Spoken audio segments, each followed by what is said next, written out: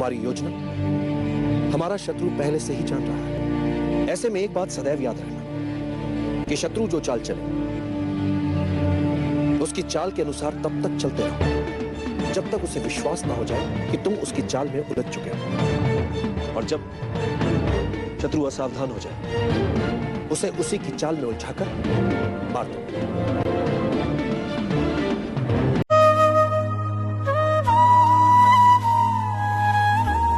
कबीर साहब और चाणक्य मिक्स।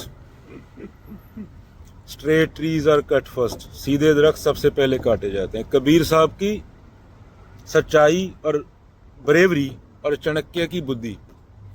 अगर America India में 2025 में हमला करता और 1947 में चाणक्य इंडिया के प्राइम मिनिस्टर बन जाते, आज तक रहते, तो 70 तक इंडिया सुपर पावर बन चुका होता।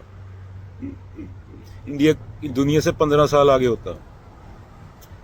कोई राशन पे डिपेंड नहीं होता इंडिया में। अगर अमेरिका हमला करता तो बिना लड़ाई किए ही अमेरिका को खत्म कर देता इंडिया। साइबर अटैक, पूरी दुनिया में इंडिया के साइबर योद्धा बैठे होते।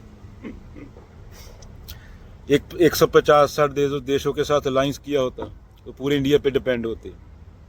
और कबीर साहब की बराबरी, साच कहूं तो मारन आवे लोग। तो सच्चाई के लिए कबीर साहब और राजनीति के लिए चाणक्य। जनता इतनी आत्मनिर्भर हो कि हर आदमी सिपाही हो देश का। चाणक्य के पास 7 ऑप्शन होते थे कि कैसा हुआ। अमेरिका हमला करता, व्हाइट हाउस में ही चाणक्य के 10-12 मुखबर बैठे होते। तो ये कौटिल्य एक सड़क से उठा के एक लड़के को राजा बना दिया। दारू में डूबा रहता था। सिकंदर दा महान इंडिया पे हमला करने वाला था, तो सड़क से उठा के, मतलब शिक्षक की जो टीचर है उसकी ये पावर होती है।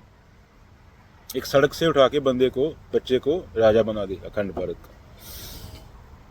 तो सच्चाई ताकत है। सच्चाई को कमजोरी नहीं समझना चाहिए। और सच्चे आदमी को सिर्फ राम राम भी नहीं करना चाहिए। कबीर साहब ब्रेव थे, वो अपने तरीके से लड़े। मंदिर मस्जिद के सामने जाके बोला। हर आदमी इतना ब्रेव नहीं होता। तो चाणक्य आते हैं, बुद्धि। दुश्मन को खत्म कर दो, उसको पता भी न चले, उसको लगे तो मूर्ख हो, उसके अनुसार खेलते जाओ। और जब हमला हो तो 15 दिन में बिना लड़ाई हुए एक बंदा मरे। दुश्मन देश की जनता सड़क पे भूखी नंगी घूमने लगे। ऐसा हमला होता है।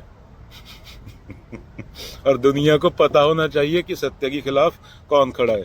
UN वगैरह हो, उसमें बोलने की जरूरत ही ना पड़े, इतना प्रभाव होना चाहिए। तो चाणक्य की नीति, जो एक आदमी को सड़क से उठा के सिकंदर के खिलाफ खड़ा कर दें। अशोक को तो सब जानते हैं, अशोक चक्कर है। और दूसरे कबीर साहब बोलता है इससे पहले समस्या तुम्हें खत्म करे, समस्या को ही खत्म कर दो। दूसरे कबीर साहब की सच्चाई, निर्भय। तो ये राजनीति है, दोनों को मिक्स कर दो तो इंडिया 20 साल में सुपर पावर हो जाएगा। चाणक्य को पढ़ो अर्थशास्त्र और कबीर बीजक पढ़ो और दोनों का फ्यूजन कर दो। इस देश की इतनी औकात नहीं होगी। चाणक्य रेडी रहते थे, 7 ऑप्शन रहते थे, कुछ भी हो जाए। जनता इतनी स्ट्रांग है कि जनता को हिला नहीं सकता थी।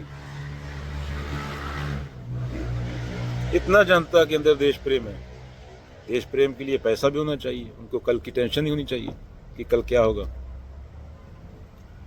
तो इसके लिए ग्रंथों को पढ़ना चाहिए, क्योंकि इंडिया के ग्रंथ अपने समय से बहुत आगे थे। ग्रंथों में बात आती है उपनिषद, गीता, ऋभु गीता, अष्टवक्र गीता। तुम पूर्ण हो, तुम्हें बता दे कि तुम पूर्ण हो। तुम 12 साल गुलाम रहे, उसी की वजह से भूतें पकड़ते रहे, मंदिर मस्जिद में उलझे रहे। जिनको माथा टेकते उनको पढ़ लिया होता तो गुलाम नहीं रहते ना, यहाँ थोड़ी बैठे होते। तो ये बात है, लड़ाई के बिना ही युद्ध खत्म। दुश्मन देश इतना कमजोर हो जाए, वो हमला करने की सोचे ही ना, 15 दिन में खत्म कर दो उसको।